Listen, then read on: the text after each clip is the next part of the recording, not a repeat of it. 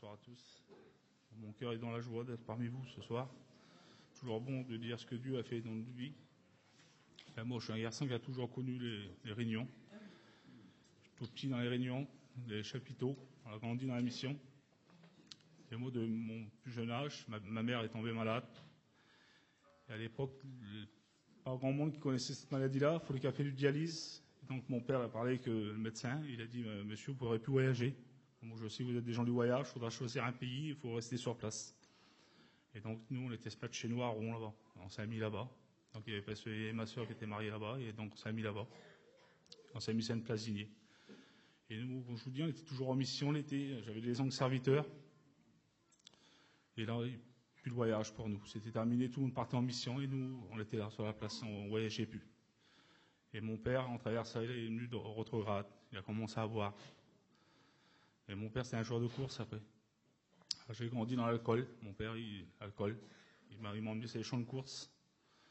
Et j'ai grandi comme ça. Et il y avait des gens autour de nous sur cette place-là. Alors, quand mère, c'était Stardust, ils vivaient que sur des peines, ces gens-là. Et nous, il n'y avait pas de ça chez nous. Mais moi, on n'avait rien du tout chez nous. Mon père, on était malheureux, Seigneur. On n'avait rien du tout. Et moi, j'étais là, et je voyais tous ces gens-là, ils servaient dans tout, dans tout. Alors, chaque coup qu'ils ramenaient des véhicules, moi, j'allais là-bas, je guettais. Et il y a ça me donnait des affaires. Je voyais qu'on n'avait rien. Et moi, j'ai grandi comme ça. Et je voyais qu'eux, ils en avaient tout, et moi, j'avais rien du tout.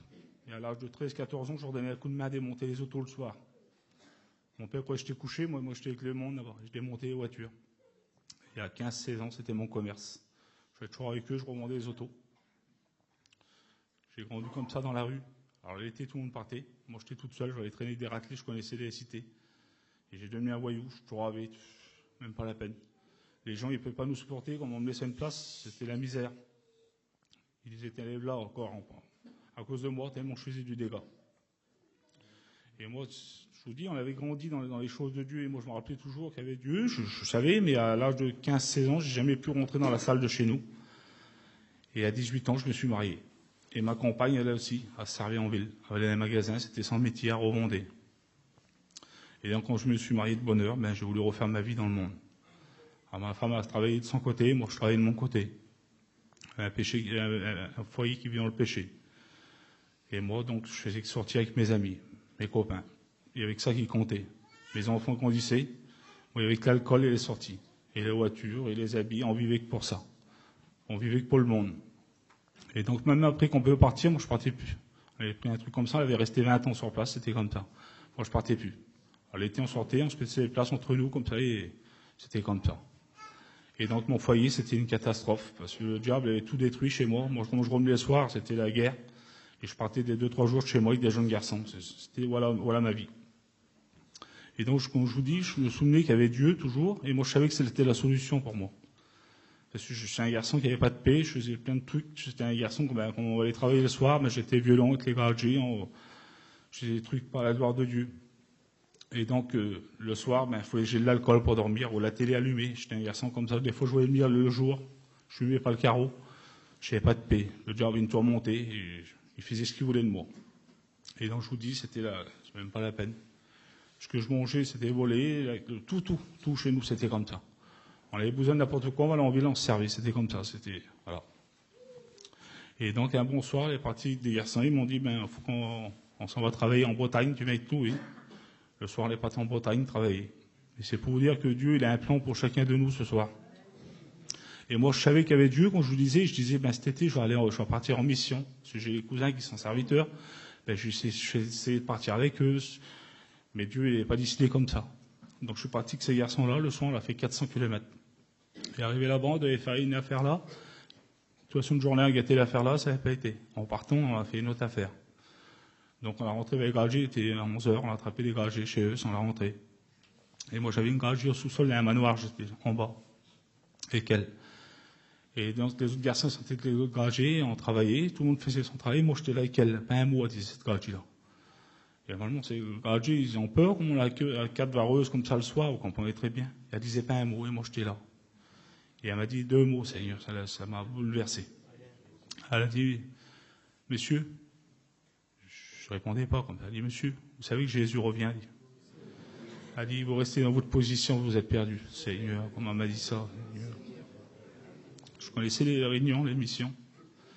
Jésus, et moi, je comprenais que c'était Dieu qui parlait à mon cœur, en travers de cette gradie-là. Alors, j'étais fiché, je ne peux plus. Vous comprenez, j'étais là pour y faire peur, ce gradie-là, on faisait peur quand on rentrait le soir, comme ça. C'est moi qui avais peur. Et elle, quelle paix qu'elle avait, Seigneur, quelle assurance. Aucune peur, elle avait. Et elle a dit, vous restez dans votre position, vous êtes perdus. Toutes les prophéties sont accomplies. On attend le retour de Jésus. Comme ça, Seigneur. Quand je vous parle là, elle me disait comme ça, Jésus.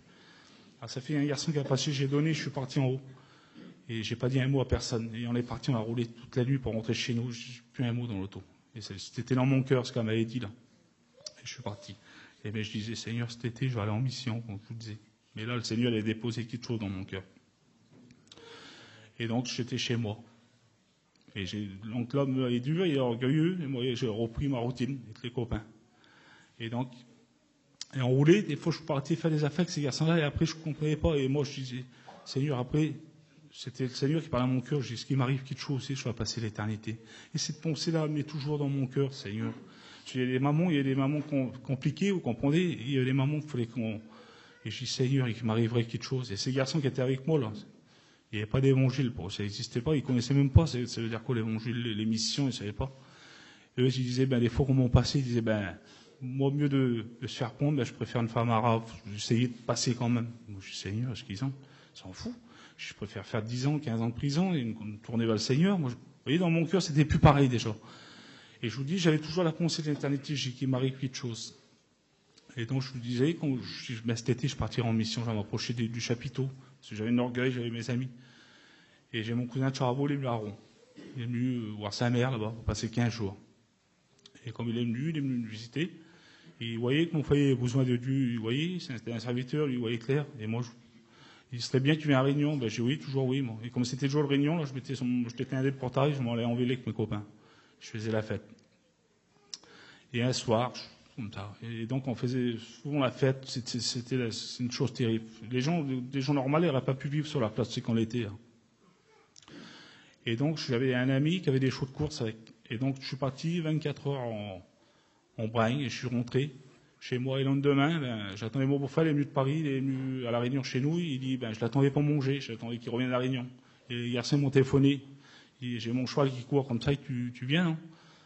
Et donc, je n'ai même pas attendu mon beau-frère, excuse-moi, je m'en vais, les garçons m'ont appelé, je suis reparti avec les garçons là. Et donc, le cheval, les garçons qui gagnent mon cheval, voilà. Et de toute façon, j'en ai alors au but, c'était rebelote, c'était comme ça, c'était que la Java.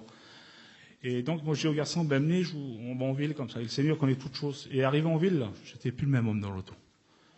Moi, je me rentre chez moi, je n'étais pas un garçon à faire ça, j'avais dit, on va en ville, je vous paye une bouteille. Et là, je m'en vais chez moi, Ils ne comprenaient plus rien, les gars. Ça fait que je suis parti chez moi. Et le soir, dans la nuit, là, c'est le Seigneur qui a dû me réveiller. Je me réveillé dans mon compine, j'ai vu une angoisse, il y a des ténèbres dans mon compine. J'ai dit, Seigneur, change ma vie. Voilà les mots que j'ai dit à Dieu. Je me suis endormi. Bravo, mon cousin, le même, m'a appelé, il m'a dit, Gaëtan, on vient chez vous avec une compine, on va faire la réunion chez vous. Seigneur. Et là, comme j'ai raccroché, là, le Seigneur m'a rappelé la prière que j'avais fait la nuit. Je dis, Seigneur, quelle grandeur, t'es un vilain comme moi qui mérite rien, Seigneur. Et là, ils ont venu avec le grand pin. Il y a eu une place sur mon parking. Je les ai mis, je les ai branchés, j'ai monté en camping. J'avais tous mes copains sur la place. J'avais là, on leur accueilli, on est des hommes. Je me cachais au fond. Camping qui a fort à bois, c'était plein de salles comme ça. Hein. Seigneur, je me mets au fond là-bas. Mon orgueil, je me cachais. Un étudiant de première année qui a approché. Jésus, il a tout dit ma vie. Toute la personne que j'étais, il l'a dévoilé devant tout le monde, le Seigneur. Je n'ai pas regardé autour de moi, Seigneur. Je me levais. Là, j'ai compris, c'était le salut qui s'offrait à moi. J'ai crié au secours. J'ai senti un poids qui est parti de moi, le péché, Seigneur. Comment qu'il est parti de moi, Jésus? Le même soir, j'ai fait un demi-tour sur moi-même. Seigneur, je vous le dis front, j'étais plus le même homme. J'ai descendu le compagnie, j'étais plus le même homme. J'étais fou à mes copains, des garçons, j'avais des affaires avec eux. Je dis, j'arrête tout, je suis un chrétien. Il dit, je suis content, il était heureux comme ça, c'est bien pour toi. Et donc, j'étais à Charabo, je dois me baptiser, mais il dit, ça fait un mois que tu es chrétien, il faut attendre un petit peu, mon cousin. Je dis oui, et moi j'avais un feu dans mon cœur, c'est pour me baptiser. Et j'étais à la Réunion, il est venu coup de chiffre à la Réunion à Rouen. Il a baptisé, il m'a confirmé dans mon baptême, Seigneur, quelle beauté. Charabo, il dit dimanche, tu te baptises, Gaëtan. En pleine prédication, il dit l'homme, je vois pas pourquoi je vais dire ça, il dit qu'il y en a qui doivent se baptiser, il faut pas attendre, baptisez-vous, Seigneur. Et pour moi, c'était fort. Mais ma compagne a passé par les eaux du baptême. J'ai ma petite qui est baptisée aussi. On a été baptisés au Saint-Esprit. La plus belle chose qu'on a pu faire, le monde, Seigneur, on le connaît. On est tous pareils, on a des manouches, on sait où aller boire un verre, on sait sortir. Mais il n'y a rien de bon dans le monde. Le diable donne d'une main, reprend de l'autre. Ça avait détruit mon foyer. C'est la plus belle chose que j'ai pu faire dans ma vie, Seigneur. Comme je pars avec les frères là, pour travailler, quel bonheur. Ils n'ont pas le temps de m'appeler, je suis dans le terrain pour partir avec eux. Ça. Voilà, que Dieu vous bénisse.